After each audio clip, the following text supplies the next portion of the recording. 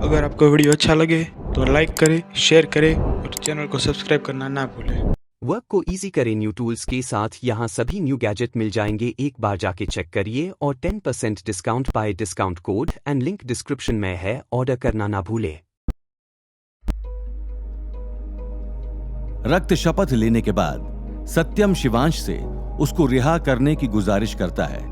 शिवांश तरस खाकर उसकी रस्सी खोल देता है। सत्यम उसकी ओर हैरानी से देखने लगता है और कमजोरों की तरह बोलता है, बड़े भाई, अब तुम मेरे साथ क्या करने वाले हो? अब तो तुम मुझे प्रताड़ित नहीं करोगे ना? मैं तो एक प्यारा सा शूकर हूं। आप मुझे ऐसे मत घूरिए।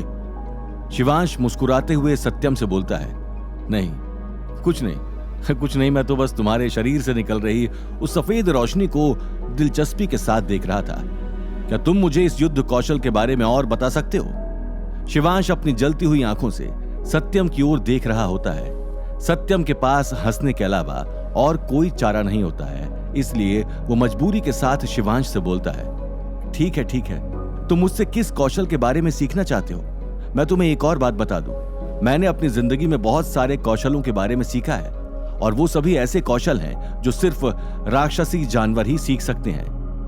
जब शिवांश सत्यम के सुकून भरे शब्दों को सुनता है तो वो मुस्कुरा उठता है और उससे बोलता है, बिल्कुल, मैं तुमसे ज्यादा कुछ नहीं पूछूंगा। मुझे उस कौशल के बारे में बताओ जिसके जरिए तुम अपने शरीर से सफेद रोशनी को रिहा करते हो, जब मैंने तुम्हारे शरीर पर मारा था। इतना कहने के बाद शिवांश उत्साह के साथ सत्यम का उसे वो कौशल सिखाने का इंतजार करता है। अप्रत्याशित रूप से सत्यम थोड़ी उलझन में पड़ जाता है और शिवांश से बोलता है, कौन सी सफेद रोशनी? तुम किस बारे में बात कर रहे हो? मेरे पास ऐसा कौन सा नायाब कौशल है जिसके बारे में मुझे खुद को नहीं पता? सत्यम का सवाल सुनकर शिवांश की एकदम विकेट गिर जाती है। क्या सत्यम को सच में इस बारे में नहीं पता था? शिवांश एकदम हक्का बक्का रह गया था। आखिर वो सत्यम की कही हुई बात पर कैसे भरोसा कर सकता था? उसे लग रहा था कि सत्यम अनजान बनने का नाटक कर रहा है।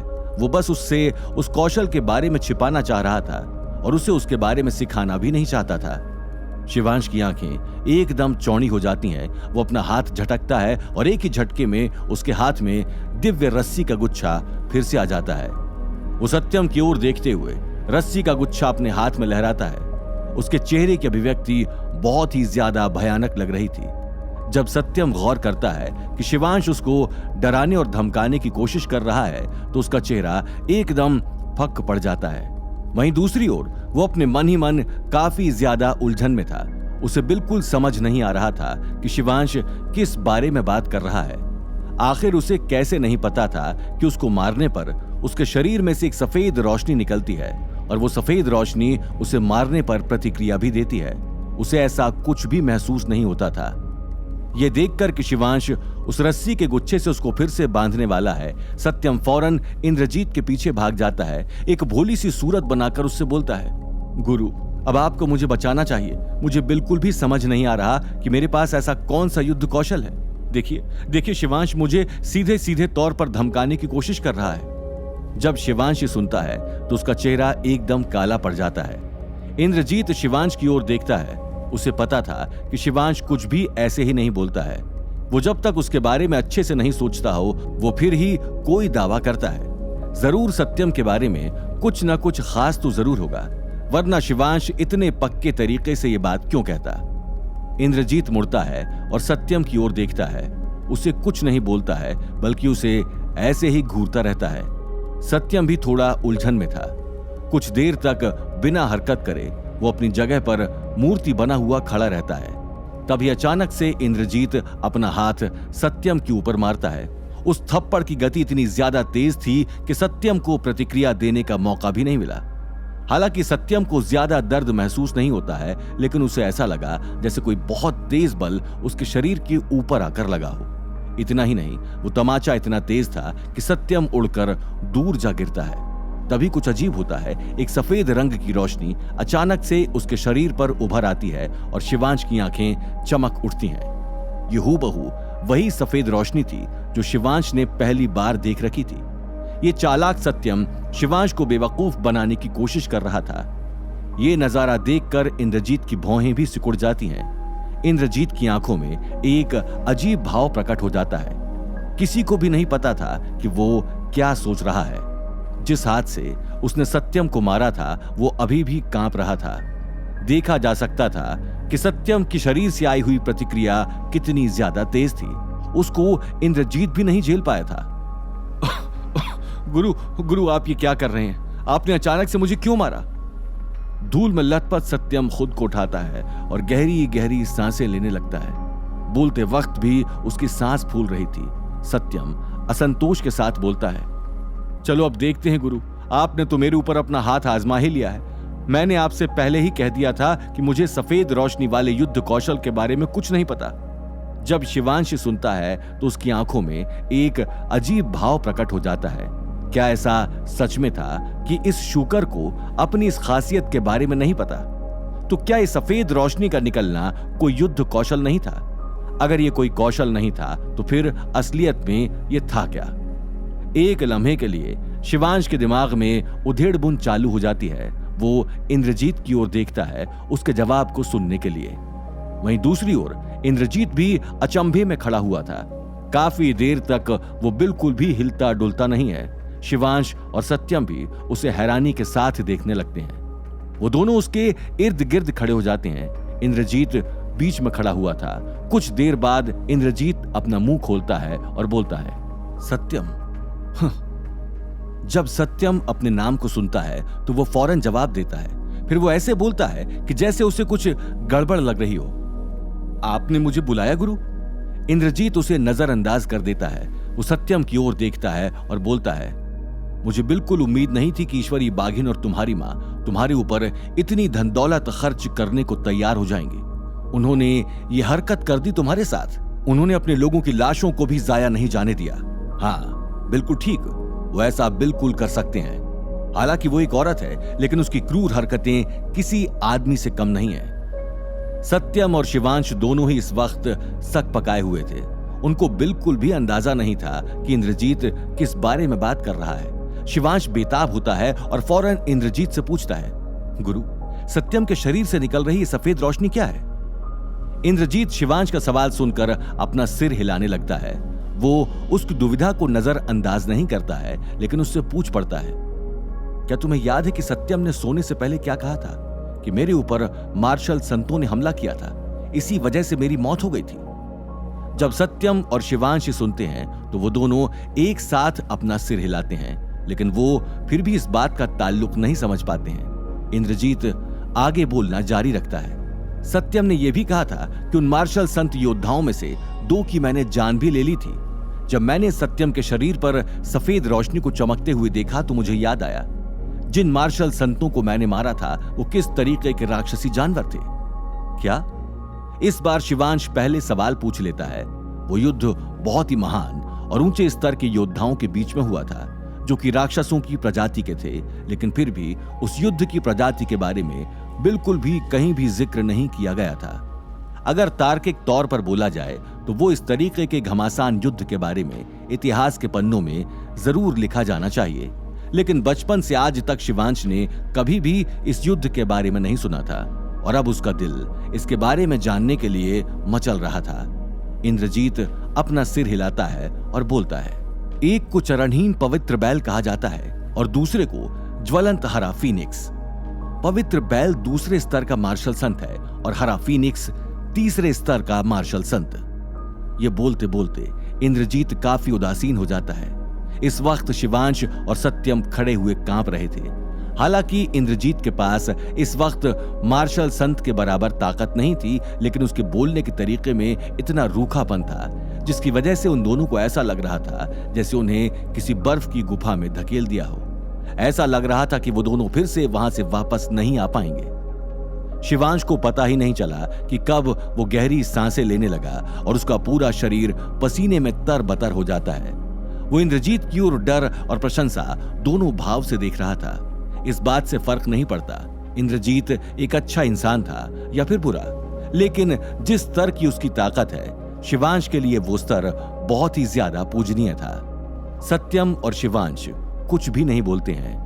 वो इंद्रजीत को अपनी बात पूरी करने का मौका देते हैं, जो कि इस वक्त उन दोनों के बीच में खड़ा हुआ था। इंद्रजीत एक लम्हे के लिए चुप हो जाता है और फिर बोलना जारी रखता है। सत्यम के शरीर पर जो सफेद रोशनी चमक रही थी वो उस पवित्र बैल का एक जन्मजात कौशल था। वो पवित्र रोशनी उसके शरीर की रक्षा करती थी। उसकी प्रजाति के ऊपर सीधा स्वर्ग का आशीर्वाद था। उस सफेद रोशनी का एक बहुत ही बड़ा प्रभाव था। भले ही उस बैल के ऊपर कोई कितना भी खतरनाक वार क्यों ना कर दे, उस वार का प्रभाव 60% कमजोर पड़ जाता था और उस वार के आधे से ज्यादा प्रभाव को वार करने वाले के ऊपर वापस प्रतिबिंबित कर सकता है। उस वक्त जब मैं उन लोगों से घिरा हुआ था तो मैं बहुत ही ज्यादा खेद की स्थिति में था। ऐसा इसलिए था क्योंकि बाकी सभी संत उस बैल को अपने लिए एक कवच की तरह इस्तेमाल कर रहे थे। बाकी सभी लोग बुरे तरीके से घायल हो गए थे और वो लोग बैल के पीछे छिपकर मेरे ऊपर हमला कर रहे थे।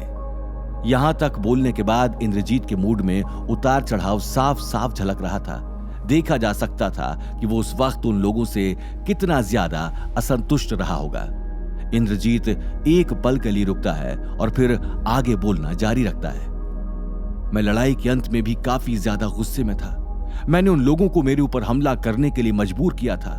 मैंने उस बैल को मार दिया था और उसी वजह से मुझे काफी ज्यादा चोटें भी पहुंची थी। यही कारण था मेरे मरने के पीछे का, क्योंकि उस वक्त उनके बीच में एक ऐसा मार्शल संत था जो कि एक पवित्र बैल था, पर असलियत में बेहोश था, मरा नहीं था। इंद्रजीत के लहजे में गुस्सा साफ साफ झलक रहा था। शिवांश कल्पना कर रहा था, इतने सारे मार्शल संतों ने मिलकर इंद्रजीत के ऊपर हमला करा। उन लोगों ने अपना एक कवच पा लिया था और उसके पीछे छिपकर इंद्रजीत पर हमला किया। भले ही इंद्रजीत उस पवित्र बैल को मारने में सक्षम रहा था, लेकिन उसको उसके बदले एक भारी कीमत चुकानी पड़ी थी। क्या थी इंद्रजीत के अतीत की आगे की कहानी? आगे जानने के लिए सुनते रहिए secret warrior Shivansh, only on pocket FM.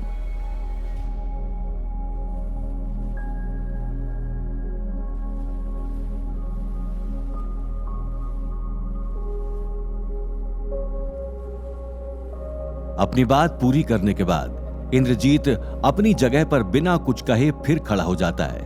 उसकी आंखों के डेले इधर उधर घूम रहे थे, जैसे कि वो अतीत में घटी हुई घटना के बारे में और सोच रहा हो। सत्यम और शिवांश भी कोई आवाज नहीं करते हैं। वो दोनों ऐसे खड़े हुए थे जैसे कि वो इंद्रजीत की कहानी सुनकर बहुत ज्यादा प्रभावित हुए हों। कुछ देर बाद इंद्रजीत होश में आता है और शिवांश से बोलता है, सत्यम के शरीर से निकल रही सफेद रोशनी उस पवित्र बैल का एक जन्मजात कौशल है। जब इंद्रजीत ये बोलता है तो उसका चेहरा बहुत गंभीर हो जाता है। सत्यम और शिवांश दोनों ही ये सुनकर एकदम हैरान हो जाते हैं। ऐसा कैसे हो सकता है? सत्यम तो शूकरों की प्रजाति से है, तो उसके अंदर चरणहीन पवित्र बैल का जन्मजात कौशल कैसे आ सकता है?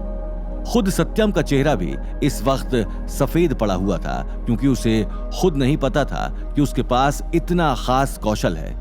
वो इंद्रजीत की ओर अविश्वास के साथ देखता है। उसका मुंह खुला का खुला रह गया था, लेकिन वो बहुत देर तक कुछ नहीं बोलता। इस बात पर किसी के लिए भी विश्वास करना बेहद मुश्किल था। शिवांश भी इंद्रजीत की ओर हैरानी में देखता है। इंद्रजीत के गंभीर चेहरे की ओर देखकर उसे पक्का पता था कि ये 80% चांस है। इंद्रजीत ने यह बात ऐसे ही नहीं बोली थी। हो ना हो इसके पीछे कोई ना कोई कारण है। वो ये सोच सोच कर अपने दिल में बहुत हैरान हो रहा था। गुरु, लेकिन ऐसा क्यों?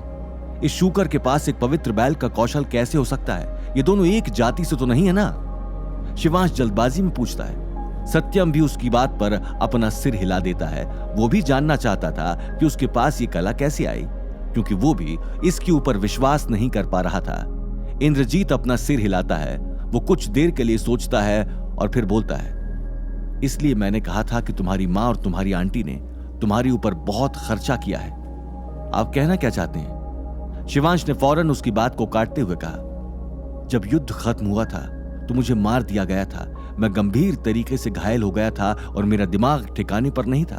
उन सभी की नजर मेरी जिंदगी भर की जमा पूंजी पर थी। मैंने जितने भी खजाने आज तक पाए थे उनके ऊपर थी। इसलिए जैसे ही युद्ध खत्म हुआ, उन्होंने घोषित कर दिया कि मैं मर चुका हूं, और एक ही लम्हे में मेरे ठिकाने पर पहुंचकर उन्होंने मेरी हर चीज को हड़प लिया।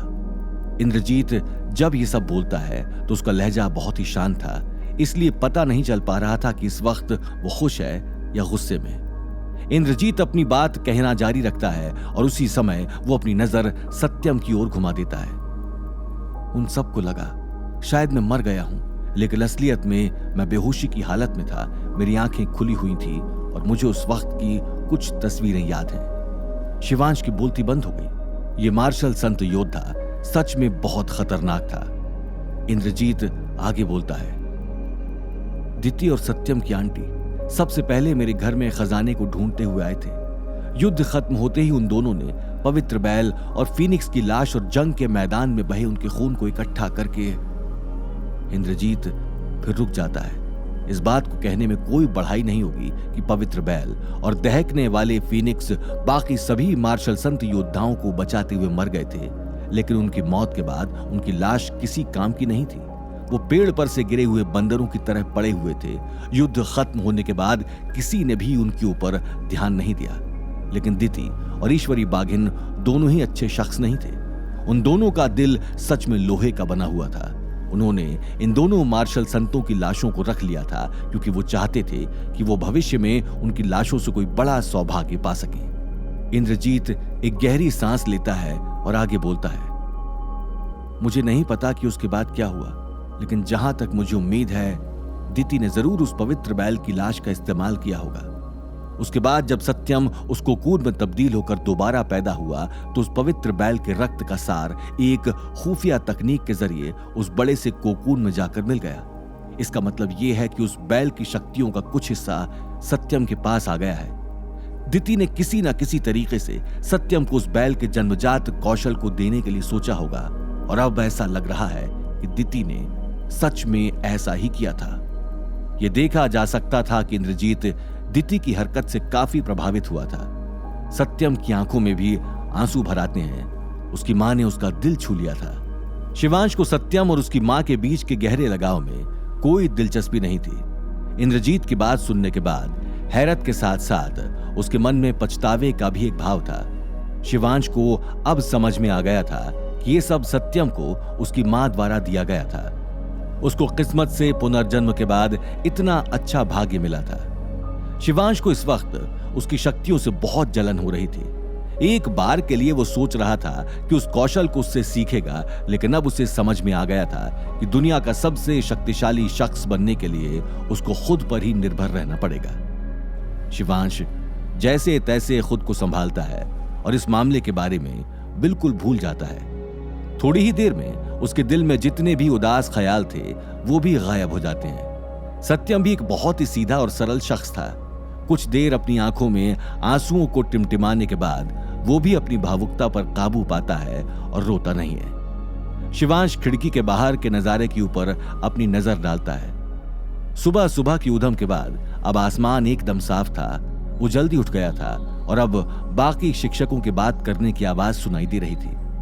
सुबह इतनी जल्दी हो गई, शिवांश कहकर अपना सिर हिलाता है। शिवांश को अब अपने वक्त की कीमत करनी थी। वो अपने हर एक लम्हे को संजोना चाहता था। साथ ही वो अपने घर वालों की अभिव्यक्ति को लेकर भी थोड़ा चिंतित था। शिवांश अपनी नजर घुमाता है और अपने गंदे कमरे की तरफ देखता है। शिवांश को पता था कि उसके कमरे की हालत किसने करी होगी। ये काम जरूर रामानंद की टोली के लोगों का ही है। शिवांश अपना कमरा जल्दी जल्दी साफ करता है। उसके बाद एक बाल्टी में साफ पानी लेकर आता है और सत्यम की ओर इशारा करता है। सत्यम जब ही देखता है तो उसे डर लगने लगता है। उसे लगा कि शायद शिवांश फिर से उसके साथ कुछ करने वाला है। वो 2 कदम पीछे लेता है और चिल्लाकर बोलता है, तुम मेरे साथ अब क्या करने वाले हो? यह सुनकर शिवांश का चेहरा काला पड़ जाता है और वो सत्यम से बोलता है, तुम मेरे साथ क्या करने वाले हो?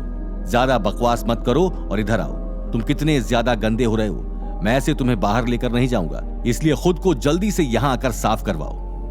सत्यम थोड़ा हिचकिचाने लगता है और शिवांश की तरफ देखता है।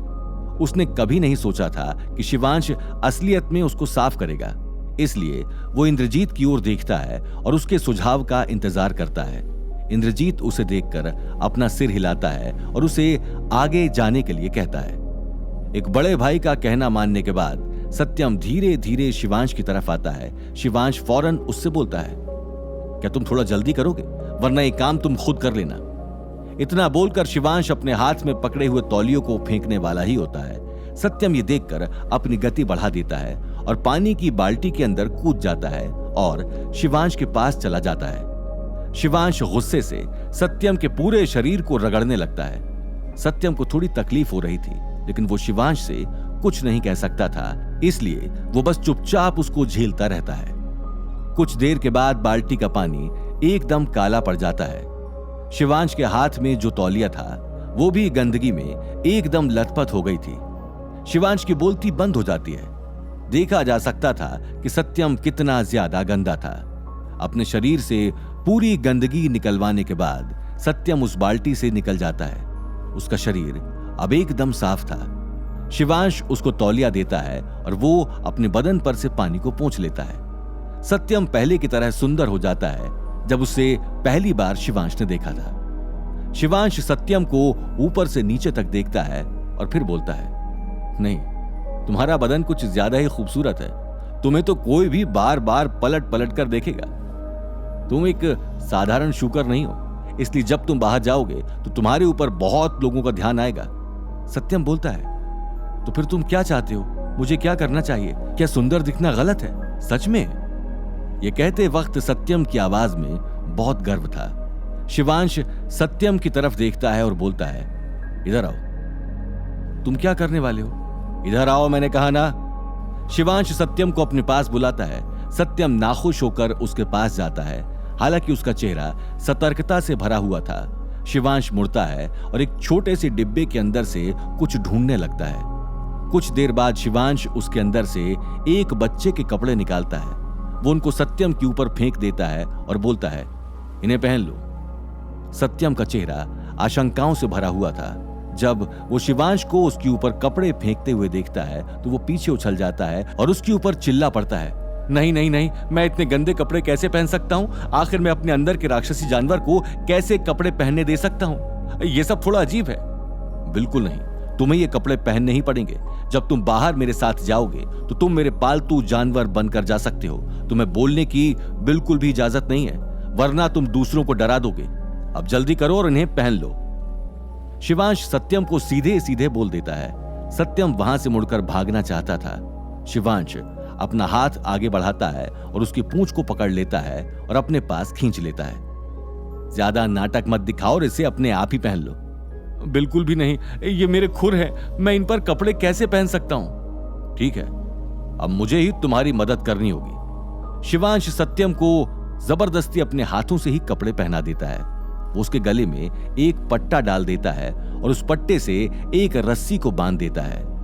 वो उस रस्सी को अपने हाथ में पकड़ लेता है। शिवांश अब अपने कमरे से बाहर निकल जाता है और बाहर निकलते ही ताजी हवा की एक गहरी सांस लेता है। शिवांश आसपास के वातावरण के हाल को देखकर काफी ज्यादा संतुष्ट था। इंद्रजीत शिवांश के कंधे पर आलथी पालथी मारकर बैठा हुआ था। सत्यम बहुत देर तक कमरे से बाहर नहीं निकलता है। शिवांश अपनी भौहें सिकोड़कर रस्सी को जोर से खींचता है। कुछ देर बाद कमरे के अंदर से सत्यम निकलकर आता है। वो बहुत ही ज्यादा घबराया हुआ था। वो एक काले रंग का चोगा पहना हुआ था जो शिवांश बचपन में पहनता था। उस चोगे के बाजू में सत्यम के आगे के पैर डले हुए थे। उस चोगे की मदद से सत्यम का पूरा शरीर ढका हुआ था। पीछे से उसकी पूंछ नजर आ रही थी। हालांकि वो दिखने में काफी अच्छा लग रहा था, लेकिन सत्यम उन कपड़ों के अंदर थोड़ा बेआराम महसूस कर रहा था। फिर भी सत्यम अपनी मौजूदा स्थिति से थोड़ा संतुष्ट था। कम से कम शिवांश ने इस बार उसके हाथ पैर बांधकर उसे फेंका तो नहीं। उसने उसे अपने साथ बाहर ले जाने का फैसला करके उसकी इज्जत की थोड़ी कद्र कर ली थी। सत्यम चलते चलते शिवांश के कपड़ों के बारे में शिकायतें करने लगता है।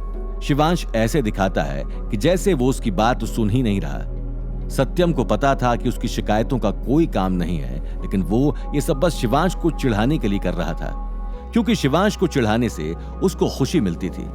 शिवांश का चेहरा एकदम काला पड़ जाता है और वो मुड़कर सत्यम को सुनाने ही वाला होता है कि तभी एक आदमी को देखता है जो कि उसके परिवार के शिष्य वाला चोगा पहना हुआ था। उस आदमी के हाव भाव को देखकर लग रहा था कि जैसे उसने सत्यम की बातें सुन ली हों और उसका चेहरा हैरत के मारे खुला का खुला रह गया था। जब उस आदमी ने देखा कि शिवांश उसी को देख रहा है तो वो फौरन मुड़कर वहां से भाग गया। क्या उस आदमी को सत्यम के सच के बारे में पता चल गया था? आगे जानने के लिए सुनते रहिए secret warrior Shivansh, only on pocket FM।